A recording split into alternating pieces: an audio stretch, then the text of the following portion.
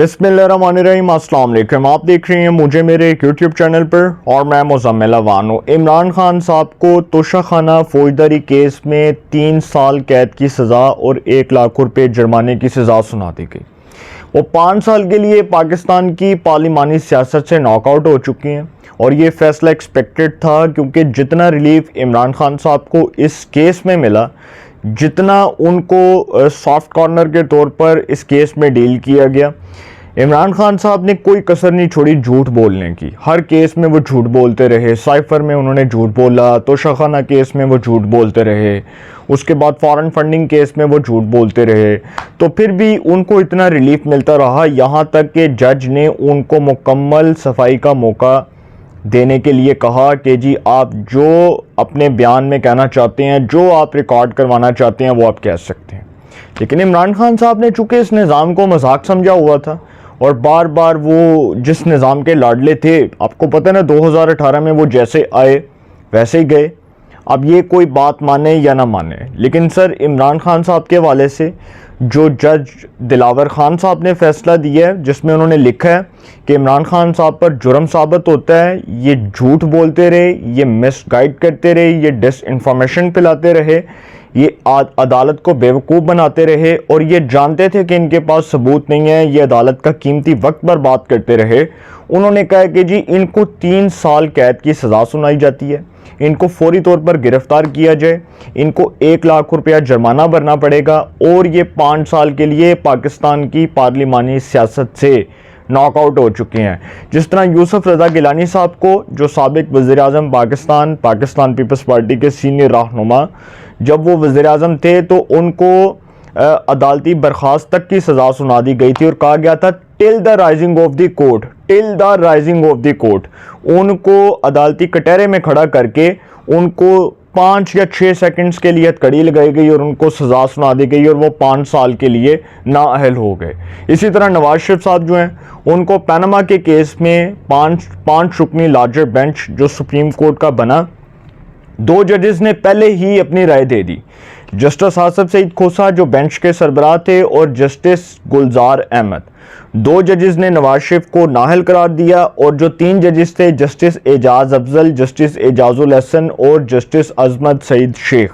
3 जजेस ने बाद में नवाज शरीफ साहब को नाअहल करार देने का हुक्म दिया। इसी तरह वो भी नॉकआउट हुए।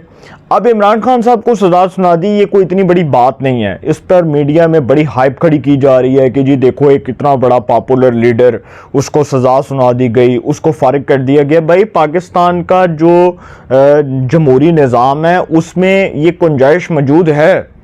आपने देखा कि जुल्फ़िकार अली भुट्टो साहब जो थे, उनका ट्रायल हुआ था लाहौर हाई कोर्ट में और लाहौर हाई कोर्ट के जज जस्टिस मौलवी मुश्ताक उस ट्रायल के पीछे पड़ गए थे और उनको सज़ा सुनाकर जो है उन्होंने दम लिया था। इसी तरह मोहतरमा शहीद बेनज़ीर भुट्टो साहिबा जो हैं, उनको आप देख लें कि किस तरह से उनकी हुकूमत बरतरफ हुई, नवाज शरीफ साहब की हुकूमत बरतरफ होती रही। इमरान खान साहब तो इसलिए बड़े खुशकिस्मत थे कि इनको तो तोशाखाना केस जिस दिन से शुरू हुआ है उस दिन से अदालत कह रही है कि जी आप अपनी सफाई में, अपने बयान में कुछ कहना चाहते हैं तो कह दें। क्योंकि सर इमरान खान साहब जब वज़ीर-ए-आज़म पाकिस्तान थे तो उनके ऊपर सबसे बड़ा इल्ज़ाम ही ये था कि जो तोशाखाना से उन्होंने तहाइफ लिए हैं, सरकारी तहाइफ तोशाखाना के जो जमा करवाने थे वो जमा नहीं करवाए।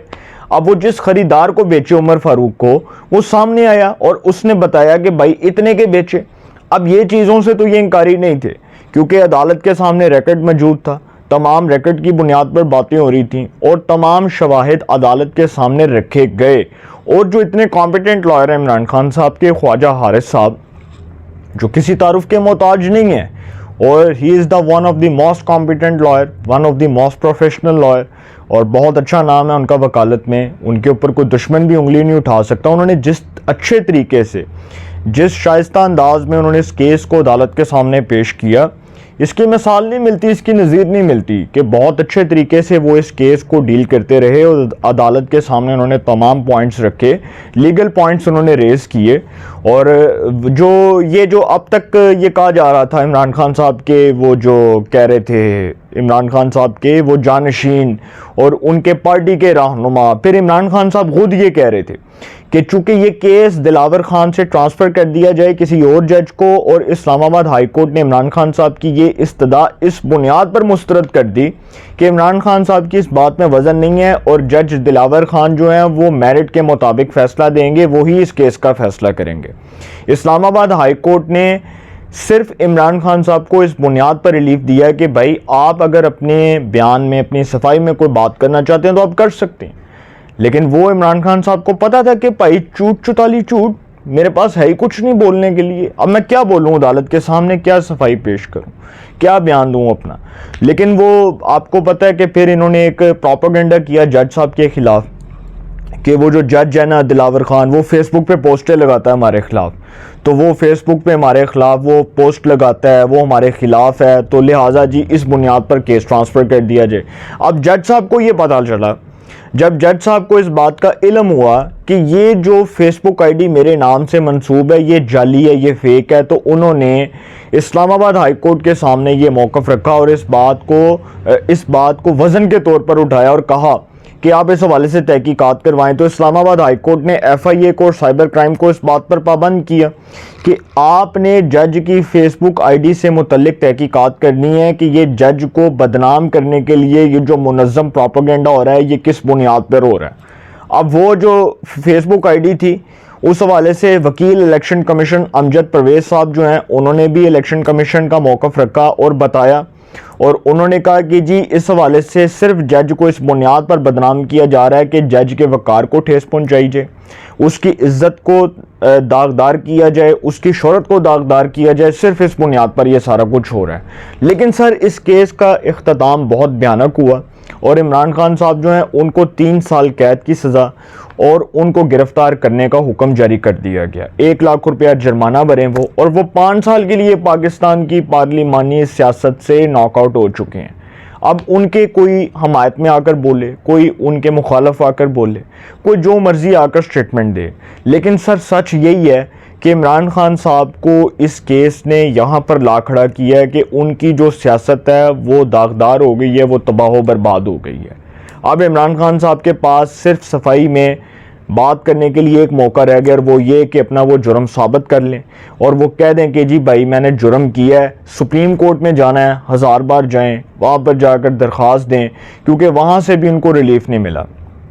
जब सुप्रीम कोर्ट का 3 रुकनी बेंच बना था, justice Umar Ata Bandial chief justice of Pakistan, उन्होंने 3 रुकनी बेंच तश्कील दिया, जस्टिस याया अफरीदी, जस्टिस मुसरत अली और जस्टिस मुज़ाहिर अकबर नकवी। तो 3 रुकनी बेंच ने इमरान खान साहब की ये इस्तदा मुस्तरद कर दी कि ट्रायल कोर्ट को काम करने से रोका जाए, क्योंकि सुप्रीम कोर्ट का कहना था कि अदालत उज़्मा, हमारी अदालत, पाकिस्तान की सबसे बड़ी अदालत सुप्रीम कोर्ट ट्रायल कोर्ट के मामलात में मुदाखलत नहीं कर सकती, तो हम ट्रायल कोर्ट को काम करने से नहीं रोक सकते, वो अपना काम जारी रखे। तो अब वो जाकर सुप्रीम कोर्ट में भी ये मौक़िफ़ रखते हैं कि जी मुझे गलत बुनियाद पर सज़ा दी गई या मुझे जो है सिर्फ फंसाने की बुनियाद पर सज़ा दी गई, तो सर उनका मौक़िफ़ कोई तस्लीम नहीं करेगा, क्योंकि उनको सज़ा सुना दी गई है और सज़ा मेरिट के ऊपर सुनाई गई है। ये केस जो है इसका फ़ैसला मेरिट के ऊपर आया है, इसके मेरिट्स को सामने रखें, पढ़ें, और जो जज साहब ने फ़ैसला लिख कर दिया उसमें उन्होंने कहा है कि इमरान खान साहब जो हैं वो बेईमान हैं, डिसऑनेस्ट हैं, वो झूठ बोलते रहे, अदालत को मिसलीड करते रहे, मिसगाइड करते रहे, अदालत का कीमती वक्त बर्बाद करते रहे, और वो जुर्म साबित होता है उनके ऊपर और उनको सज़ा सुनाई जाती है। अब क्या होता है, ये पाकिस्तान का पार्लिमानी निज़ाम है, इसमें अप एंड डाउन आते रहते हैं। इमरान खान साहब को सज़ा सुना दी गई, कोई इतनी बड़ी बात नहीं है, कोई वो शहनशाह सलामत नहीं थे, कोई वो बादशाह सलामत नहीं थे कि जी उनको सज़ा सुना दी गई है तो पाकिस्तान में वावेला खड़ा हो गया है और कहा जा रहा है कि जी देखो पाकिस्तान के तो हालात बड़े बुरे हो गए हैं। तो सर ये सब बातें जो हैं वो मफरूज़ों के ऊपर हैं, अदालतों के फ़ैसले हैं, इम्प्लीमेंट होने हैं, अमल दरामद होना है। गिलानी नाहल हुए, फ़ैसला इम्प्लीमेंट हुआ, नवाज शरीफ साहब नाहल हुए, फ़ैसला इम्प्लीमेंट हुआ। इसी तरह इमरान खान साहब को सज़ा सुना दी गई है, ये फ़ैसला इम्प्लीमेंट होना ही होना है। अपनी राय का कमेंट्स में ज़रूर इज़हार कीजिएगा। इंशाल्लाह एक नए सेगमेंट के साथ फिर मुलाकात होगी। अपना बहुत ख्याल रखिएगा। आला निगहबान।